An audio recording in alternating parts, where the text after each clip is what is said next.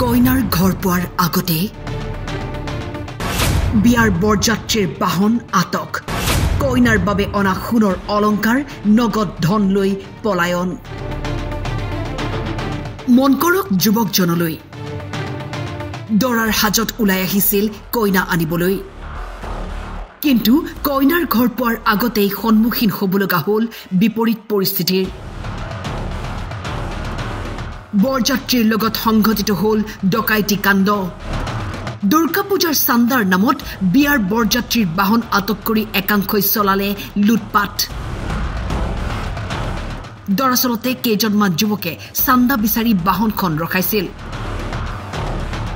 বৰযাত্ৰীয়ে চান্দা কমকৈ দিব বিচৰাত বাহনত থকা মহিলাৰ ওপৰত দলটোৱে আক্ৰমণ কৰাৰ অভিযোগৰ উপৰিও কইনাক পিন্ধাবলৈ অনা সোণৰ অলংকাৰ নগদ ৩০,০০০ টকালৈ পলায়ন কৰে দলটোৱে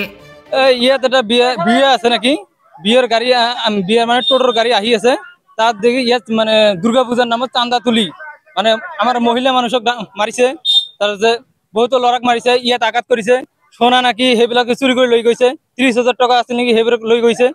মানে প্ৰতি বছৰে ইয়াত মানে এটা দুটাকৈ টোটো ভাঙি আছে আমাৰ মুছলমান মানুহৰ নিৰীহ মানুহক বেছিকৈ আঘাত কৰে ইয়াতে এই ধৰ্মৰ নামত এই ঠাইখনৰ নাম হৈছে পশ্চিম গাইখোৱা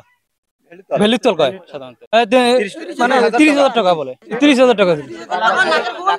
নাকেৰ ফুল লৈছে বিয়ত যোৱা লোকসকলক এনেকৈ অত্যাচাৰ কৰিছে ইয়াত খালি এইটো নহয় ইয়াত আৰু বহুতো অঘটন কৰিছে ঘটনাক কেন্দ্ৰ কৰি সৃষ্টি হয় উত্তপ্ত পরিস্থিতির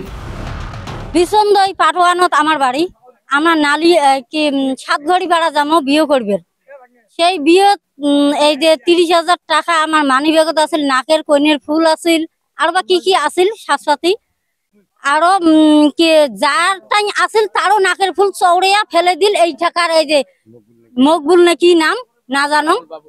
বাবুল ওই টাইয়ে ফেলে দিল এইরকম করেন